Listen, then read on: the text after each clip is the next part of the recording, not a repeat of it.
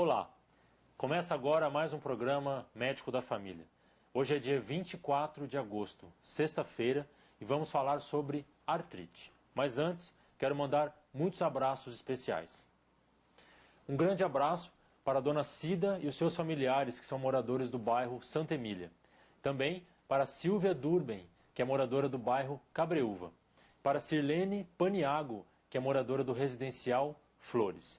E um abraço especial para o Marinho, ele que trabalha lá no Hospital do Câncer com a gente.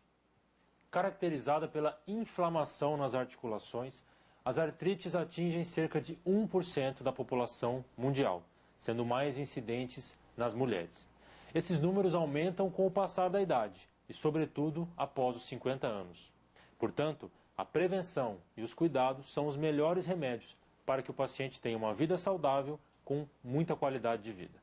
E sobre este assunto, eu converso hoje com o médico reumatologista, Dr. Alex Orimoto. Dr. Alex, muito boa tarde, obrigado pela presença. Boa tarde, Dr. João. Eu estou muito agradecido de você ter me feito esse convite, né? Até para a gente divulgar mais, tem uma campanha da Sociedade Brasileira de Reumatologia que diz assim, que reumatismo é uma coisa séria, que nem sempre as pessoas dão o devido à importância para esses quadros reumatológicos, né? Que podem ser desde dores simples até problemas mais complexos, né? Como é o caso da nossa doença. E, doutor Alex, eu gostaria que o senhor explicasse para a população o que seria uma definição exata sobre o que são artrites. Certo. A artrite, quando a gente diz artrite, ele é um grupo de doenças, né? Que a característica principal seria da inflamação das articulações, né? Hoje em dia, existem vários tipos de artrite. A artrite reumatoide é um tipo específico em que acomete mais mulheres, né? Geralmente na faixa dos 30 aos 50 anos, né? Ela tem uma característica genética, né? Que você pode adquirir e ela pode ser desencadeada, a doença pode ser desencadeada depois de alguns tipos de infecções virais e bacterianos, né? A artrite era caracterizada pelo sintoma inflamatório das articulações. É diferente de uma lesão por um esforço repetitivo, por exemplo, né? A característica principal é que aquela articulação ela comete de uma forma bem localizada, principalmente essas articulações das mãos, chamadas interfalangianas proximais, metacarpofalangianas, punhos, joelhos e os dedos dos pés. A característica é que não ocorre só uma dor, mas também que a articulação ela fica quente, avermelhada e inchada, né? Assim a gente diferencia uma artrite de uma artralgia, que é aquela dor mais comum, né? E hoje em dia, doutor Alex, a gente consegue, vocês reumatologistas, definirem causas principais que levam a pessoa a desenvolver esse quadro? As causas principais, a causa hoje em dia, ela ainda é desconhecida, mas a gente tem informação, tem estudos com gêmeos monozigóticos, né, que são gêmeos idênticos, em que a taxa de concordância, a taxa de ocorrência da doença nos dois gêmeos, chega a em torno de 20% a 30%. Então a gente sabe que tem um componente genético, tem um tipo de gene específico, que a gente chama de DR4, é um pouco difícil de explicar, mas tem uma participação genética inicial, mas a gente sabe que mesmo nesses gêmeos idênticos, ele é responsável apenas por 30%. A gente sabe que 70% tem participação de fatores ambientais, né? E hoje já está bem definido o papel ambiental até do cigarro, por exemplo. O cigarro, em vários estudos mais novos, ele é capaz de modificar uma proteína que a gente tem no organismo e fazer com que essa proteína ela adquira uma configuração diferente. Isso faz com que o nosso organismo reconheça aquilo como uma proteína estranha, diferente, e passe a agredir. Como essa proteína ela está localizada também, um foco de localização, além do esôfago, são nas articulações, o organismo passa a agredir esses locais. Certo. Doutor Alex, o senhor comentou sobre os sintomas principais de inchaço das articulações. Esses sintomas, eles têm alguma... ocorrem nas duas mãos? Existem alguns outros sintomas que fazem a gente pensar que o paciente tem artrite? Quais seriam outros sintomas associados? Certo. Muito bem lembrado, né? Na verdade, a característica principal é essa que você bem ressaltou. É uma dor que acomete de uma forma simétrica, ou seja, acomete nos dois lados do corpo, né? Ele pode até doer mais a mão direita, que a pessoa utiliza mais, mas sempre vai doer do outro lado concomitantemente. A característica principal realmente é essa. É um fator que ela é simétrica, né? Então afeta um pulso, o outro também, um joelho, o outro também, e a característica é que ela é cumulativa. Então, a articulação, ela, ao mesmo tempo que ela está sendo acometida aqui, ela vai se somando com as dores aqui, e a dor acomete nas metacarpofalangianas e nos punhos das mãos, sem deixar de... A dor não passa nas outras articulações. Ocorre um adicionamento, um acúmulo de dores em várias articulações ao mesmo tempo, né? E esse paciente ele chega a ter limitações de movimentos? Essa limitação de movimentos, se ela ocorre, ela dura o dia todo? Como que funciona isso, doutor Aloysio? Em geral, o paciente, uma das características principais da doença é o fato dele ter uma rigidez matinal, que a gente fala. O paciente acorda, então dá a impressão de que a mão está um pouco mais edemaciada, um pouco mais dura, né? E com o passar da manhã, o paciente vai sentindo que a articulação ela vai ficando mais fácil dela movimentar, ela tem uma rigidez menor. É uma doença, hoje em dia, que acomete as articulações, mas nós podemos considerar que existem também manifestações sistêmicas, como, por exemplo, sensação de febre baixa, dores musculares, né? Ela pode acometer o olho também, e a pessoa ficar com os olhos vermelhos, né? Podem ter algumas manchas na pele, podem acometer alguns nervos periféricos, principalmente das pernas, e ele sentir dormências ou parestesias, né? Hoje em dia, o nome mais correto que a gente conceitua seria de doença reumatoide, e não de artrite reumatoide, para dar um caráter mais sistêmico da doença, né? E esse paciente que tem esses sintomas, doutor Alex, e ele chega até o seu consultório, como que é feito o diagnóstico dessas doenças reumatoides?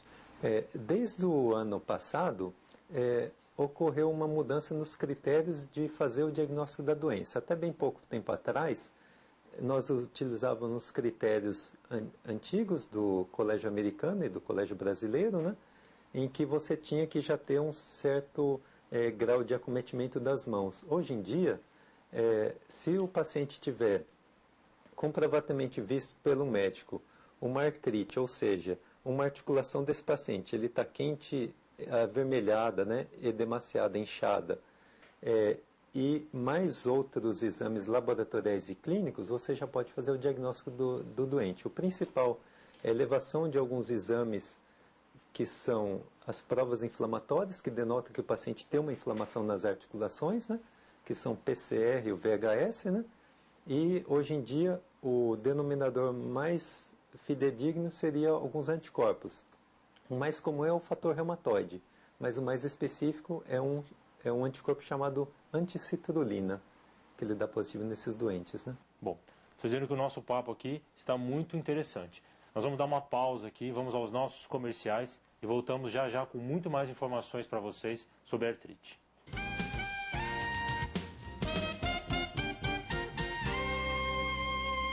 Para quem vive de verdade, o inverno é a estação do calor, porque a temperatura mais baixa cai como uma luva para os abraços. E estar junto aquece o coração.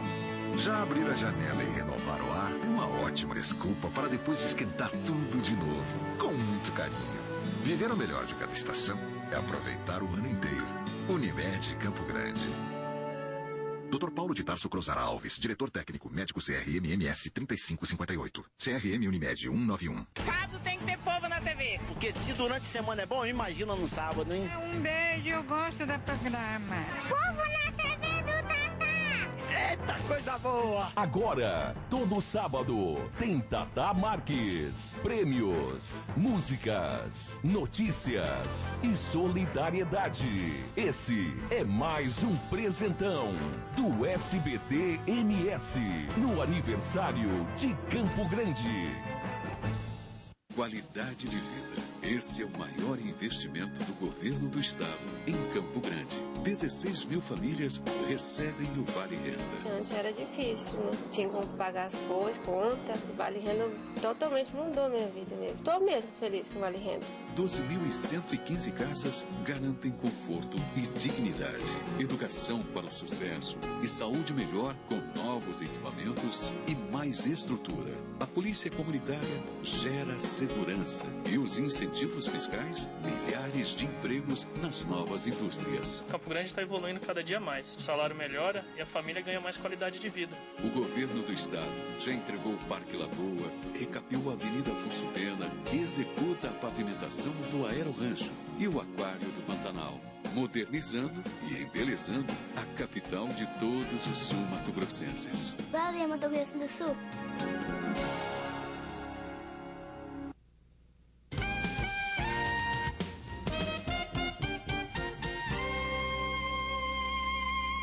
Estamos de volta com o programa Médico da Família. Eu recebo hoje aqui o Dr. Alex Orimoto, que é médico reumatologista, e nós estamos conversando sobre artrites. Dr. Alex, gostaria de perguntar para o senhor se a gente pode classificar a artrite como uma doença passível de cura. Hoje em dia, a gente ainda não pode classificar ela como passível de cura, mas o mais importante quando é feito o diagnóstico do paciente é alertar ele sobre o prognóstico da doença, né? E hoje em dia a gente já tem como averiguar se ele vai ter uma evolução de um prognóstico mais acentuado, se ele poderá ter limitações maiores ou não. Existe, desde dos últimos anos, um programa que a gente faz, que ele tem o objetivo, você fazer o diagnóstico da doença o mais rapidamente possível. Porque nós temos, na minha opinião, a artrite reumatoide, nesses últimos anos, foi a doença que mais se avançou na terapêutica. E hoje em dia já é possível dizer, em alguns pacientes, que quanto mais cedo a gente inicia o tratamento com medicações modificadoras da doença, você tem uma certa possibilidade até de cura. Tem casos até de pacientes, cerca de 10% dos pacientes, eles têm uma artrite mais autolimitada, por si só, uma artrite de menor gravidade. E esses casos, alguns pacientes até confundem com uma cura, porque ele pode evoluir de uma forma muito branda e num tempo muito progressivo. Mas tem casos, para você ter uma ideia, de pacientes que têm esses índices de mau prognóstico, a gente já sabe que o paciente vai evoluindo de uma forma desfavorável através de alguns critérios, como o número de articulações que estão envolvidas, que o paciente tem dor desde o início da doença, né? Também o nível desses anticorpos desde o início da doença, o grau de inflamação que ele tem nas articulações, que a gente pode averiguar com os exames de sangue.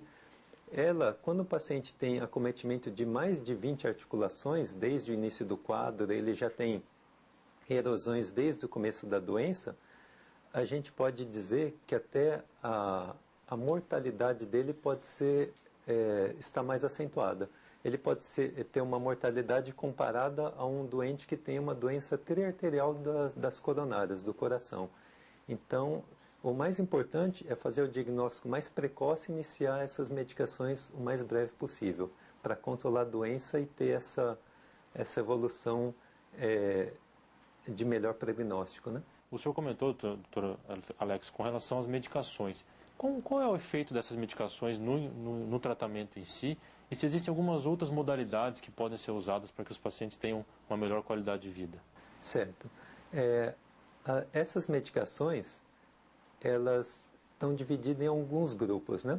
Tem medicações que servem para tirar as dores do paciente, no caso seriam os anti-inflamatórios, né? E os corticoides em dose baixa, que ajudam muito a tirar a dor e o edema, o inchaço articular desse paciente. Mas o mais importante hoje em dia são medicações que a gente chama de drogas modificadoras da doença, né?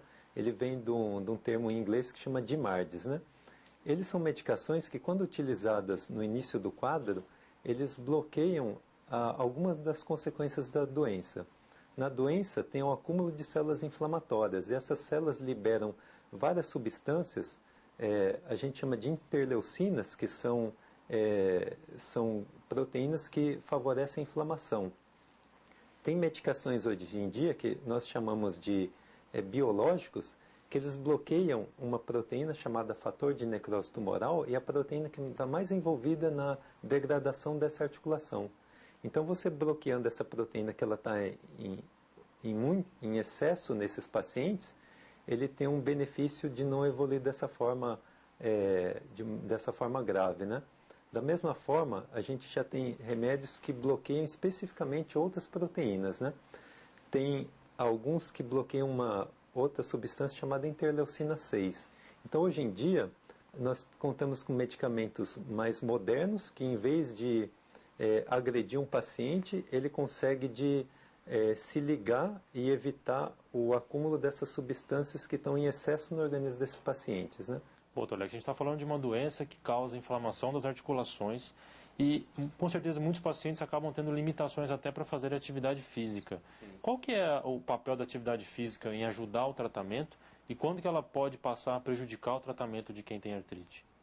De uma forma geral, nós sempre orientamos os pacientes para, caso ele tiver com um quadro agudo, com aquela inflamação aguda, o paciente vai perceber que a articulação do joelho ou da mão ela está inchada, está vermelha, está com aumento de temperatura, nós pedimos para esse paciente ter um repouso relativo, né? É importante até a fisioterapia nesse papel, num quadro multidisciplinar, para impedir que tenha algumas deformidades maiores desse paciente. Depois que o paciente passou dessa crise aguda, você controlou essa crise aguda, é muito importante você orientar o paciente a fazer atividade física no sentido de reabilitá-lo, né?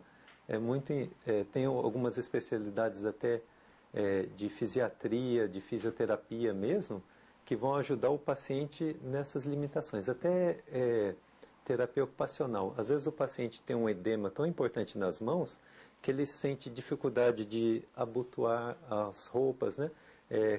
Calçar, amarrar os sapatos, né?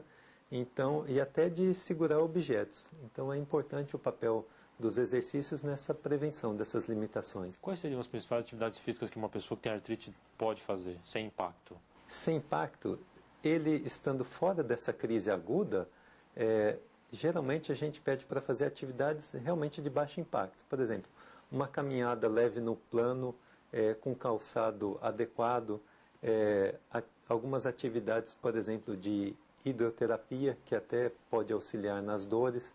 Se o paciente está bem mais controlado, ele pode até realizar atividades físicas como hidroginástica e musculação.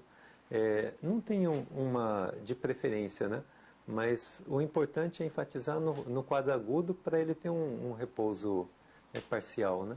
Bom, Dr. Alex, eu gostaria agora que o senhor deixasse para a nossa população uma mensagem com algumas orientações para que as pessoas que nos assistem, que possam estar acometidas por um tipo de artrite, cheguem até o atendimento de um médico reumatologista como o senhor e possam fazer o seu tratamento.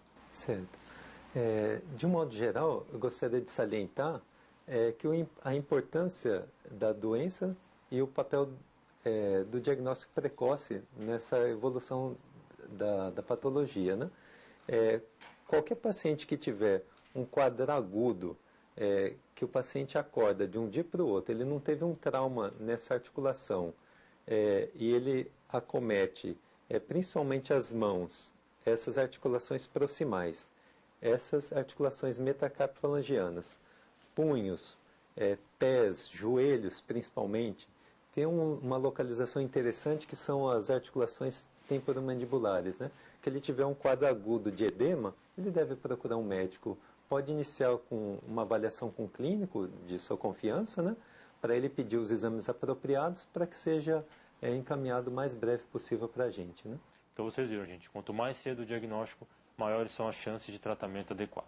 Dr. Alex, eu quero agradecer a sua presença aqui no nosso programa e deixar o nosso espaço aqui aberto para que o senhor possa retornar, trazendo ainda mais informações interessantes como hoje. Muito obrigado. Eu que agradeço a participação no programa para divulgar a artrite, que é uma doença grave, né? Que tem um tratamento hoje em dia muito benéfico para os pacientes e para limitar esse quadro, esse prognóstico ruim que eles têm tido ultimamente, né? Muito obrigado. Bom, gente, Se vocês têm críticas ou querem sugerir algum tema para o nosso programa, mandem um e-mail para a gente, medicodafamilia@hotmail.com. Ou se quiser enviar uma carta, escreva para a Rua Independência, número 260, Vila Santa Luísa. O nosso CEP é 79005-260. É um prazer poder tirar as suas dúvidas. E lembre-se sempre, o nosso compromisso é de fé e saúde. Vamos agora para a nossa reflexão do dia. Lembre-se de que o amor ao próximo é o segredo de nossa felicidade. Não fale mal de ninguém, não tenha raiva, não cultive ódios em seu coração. A irritação e o ódio são venenos que atacam o fígado e descontrolam o sistema nervoso. Aprenda a relevar e esquecer, para ter o seu coração em paz e não sofrer em sua saúde. Afinal, a serenidade é o segredo das vidas longas e felizes. Por isso, pratique o bem.